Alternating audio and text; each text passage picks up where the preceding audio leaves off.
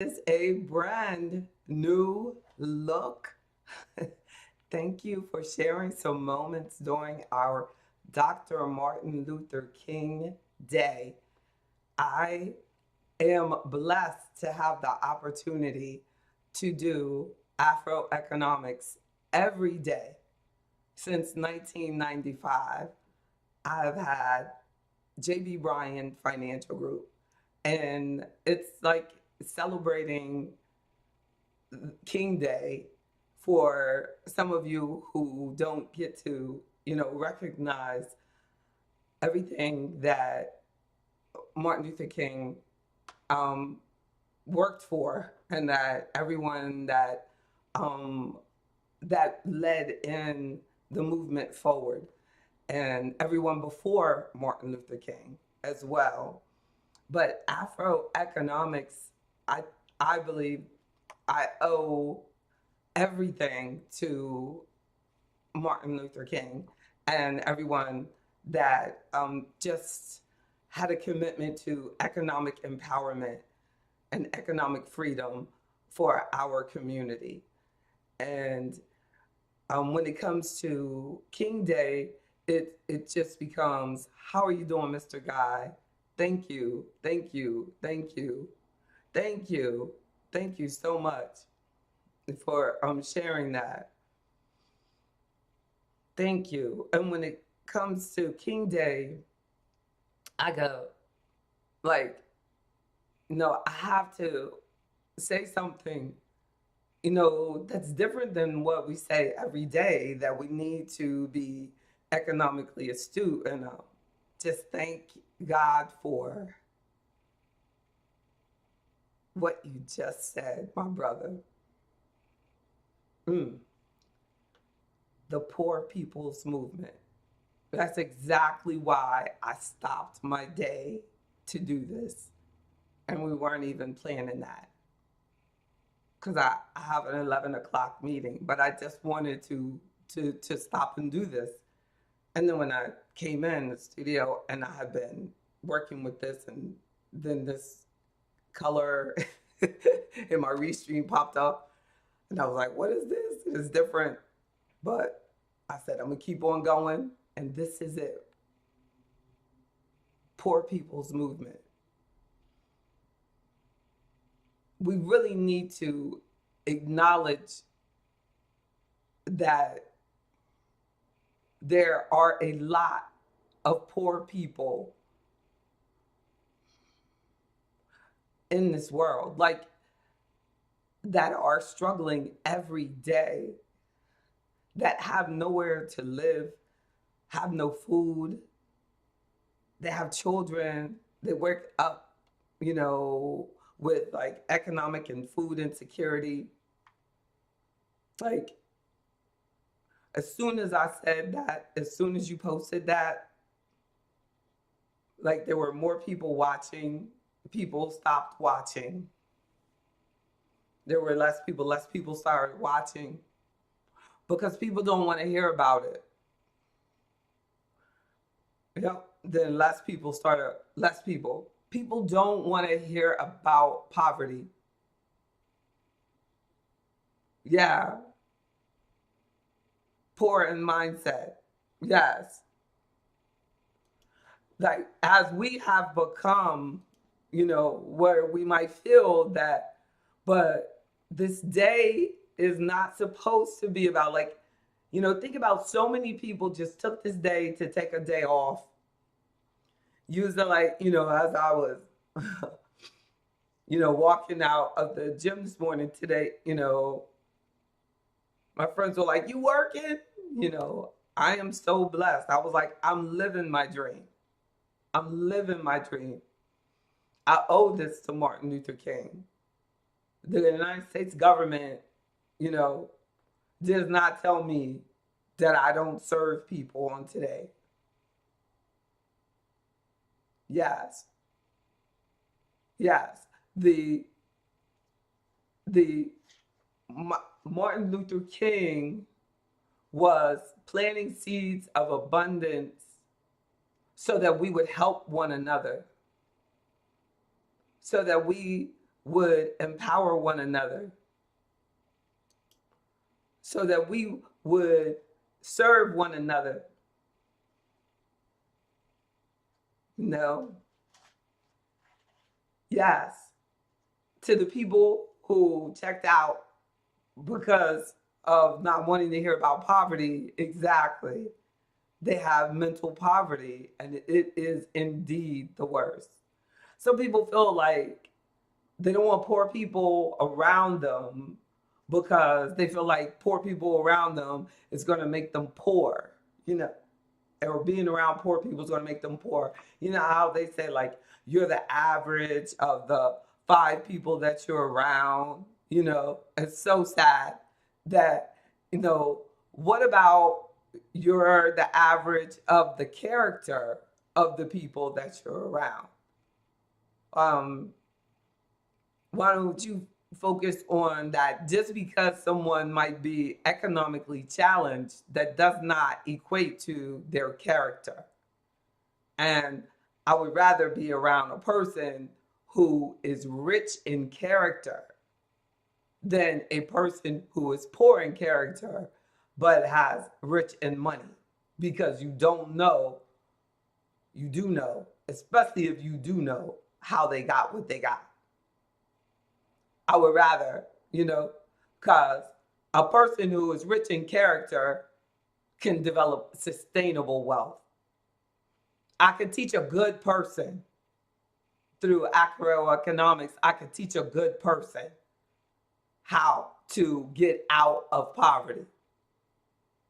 But a person of poor character will be broken. That's horrible. So yes, like, this is our day to take our rich characters and be of service. What are we doing to help others? You know, and that kind of really motivated me, because, you know, one of my clients sent me, you know, a picture, and it really said, yeah, that's what I really want to talk about. It said, a quote from Martin Luther King, and said, life's most persistent and urgent question is, what are you doing for others? And a lot of times we take for granted where we are, because that's all I do. I do for others all the time. I am determined to be selfless, you know, like dangerously selfless is what Martin Luther King talked about.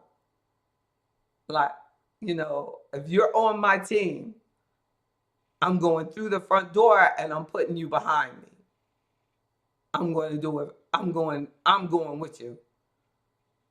I'm going to make sure that you're all right. I'm going to take care of you. Yes, I'm your best. God's got me.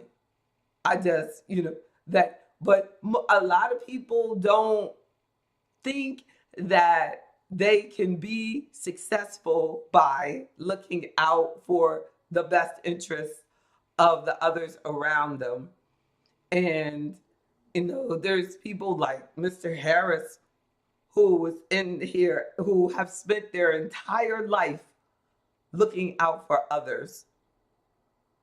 He would say he is now retired. Now he's in the medical industry, but he's spent over 30 years sacrificing his life as a firefighter. That's amazing. Like, well, like when we're getting out, they have to like go in. Not just people in New York in 9/11 when it really became front and center, like people right where you live. He was in Virginia, but wherever you are, wherever you live, like there's people who every day they're sacrificing their life for us.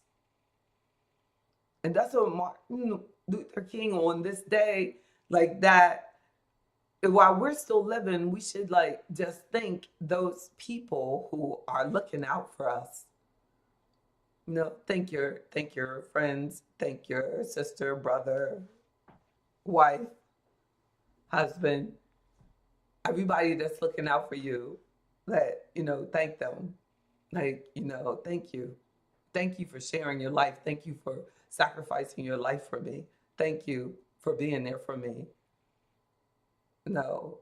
A lot of times we'll like go out, do something for someone outside, but forget to do something for those inside. Serve inside, serve inside as well. You know, the word speaks on that. Take care of your own. Take care of your own. You know, take care of your own. But yes, and the poorest among us, they're our own as well. Even though you feel like, oh, they don't live next door to you. So you feel like if I move away, then poverty doesn't exist. But it still exists. As I was like driving my office in Washington, D.C., like they've developed these tent cities, and I'm like, where are they going to go with this? Where are they going with this? How long is this sustainable? How long can people live? Does your city have tent cities? How long can people live in tents? And then sometimes, like, we'll take people from other countries, bring them into our country, but we have not housed everybody that lives among us yet. And that's a challenge. I was reading an essay, I don't know if it was by Emerson or something, it was just, talking about, like, that we rather, like, take care of people way far away and think so that you can think that you don't have any problems in your own house. But we have problems right here that we need to take care of. So, as this day progresses, think about like what can we simply do to take, to be of service to someone in need. To be of service to those who you so easily could serve. Don't like call an 800 number, call a local number. Don't even make a call. Just walk outside your door. You don't really have to do anything extreme. I think that it should become a lifestyle. It should become a lifestyle. That, in my opinion, that's why I structured Afro economics to become a lifestyle. The 10 principles of Afro economics are about developing a lifestyle of service that starts with figuring out what your why is. What is your purpose? Why are you here? Once we get in tune with that, then we get what Martin was saying to us. Like, once you see that, you want the best interest for everyone else. It's impossible to not want everyone to be taken care of. It is really hard to be racist when you have a care and a desire to serve everyone. Like how can you be racist when you care about everyone? When the basis of everything that you feel comes from a place of love. And I know that's what Martin was trying to get us to feel. Like, what have you done lately?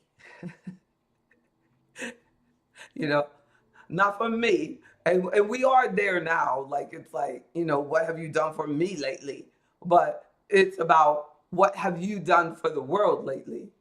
Like, what have you done for someone else lately? Like, and what hurts me the most is I want to help more and people won't let me help them. And what I've decided is that you have to shift. Like you have to shift where you provide your help. Like, because you literally can extend yourself to helping and trying to serve and going in places and volunteering, and they might not like your look and turn you away and break your heart. Don't let it. Don't let them. That's a trick of the enemy, trying to keep this world in a bitter place, and they want you to be among them. Change the group. Change the group. Change where you're serving. Right? Don't change your heart. Change who you're talking to. No, change who you're talking to. Talk to those who want to listen. Like when I open up this and I start talking, there's certain links that I'm talking to that no one is ever listening. No one is ever there. And I said, JB, you have to stop just opening up that stream because it's not serving anyone, anything. Or if someone is there, they don't care. So it's almost like wasted energy. And Lord knows that energy could be used somewhere else. So, like in exercise, to maximize your giving, your force, your service, take that energy and put it where it is needed. And sometimes we're not giving because we're exhausting ourselves in the wrong area. Like when you go into debt. Oh wow. Oh, thank you so much. Thank you so much. But when you go into debt and you buy all these material items, they grab your life so that you can't do the service that you need to do. Now remember, I had to restructure my life so that I can focus on serving you and not have to worry about debt and money. Because if you have all of these things and stuff, then you can't just think about what's in the best interest of who you're trying to serve. I mean, you could try, but you're going to be distracted because you have all this stuff. So you have to go on to these other things. You got to do a second shift and a third shift and a fourth shift, or work all the time. And you can't think about, meditation and prayer, or a class that you need to take, and spending time with your children, and hugging your wife and hugging, your children, and you're just going to go deeper into that negative place. So we have to move away from all of that worldly distraction of stuff so that we can serve. So when I got rid of all of that debt and those material items, you're going to lose some friends because people like to be around people who have a lot of stuff. So when I didn't have a lot of stuff anymore, you don't look so rich to them. But my wealth increased because then I really could focus on helping.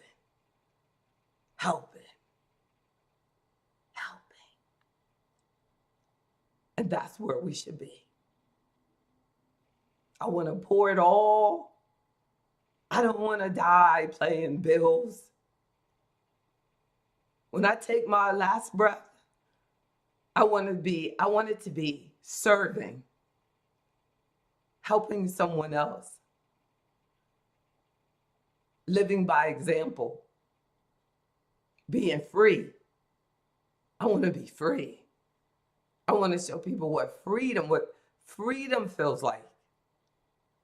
No, not poverty of mind, not poverty of any of that. Like, I want to show them what entrepreneurship really looks like, and that you do not have to rob people. But in order to not rob people, you got to live right. Got to move to a place of service, commitment. That's what Martin wanted for us. That's what he wanted for us. And clarity. You all have a wonderful, powerful day. Wonderful, powerful day. Thank you, my brother. Peace to you and your queen. Thank you. Thank you. Thank you, y'all, for your time today. Thank you for everything. Thank you. Thank you. Thank you, Ms. Marshall. Good to see you, Marvis. Love y'all.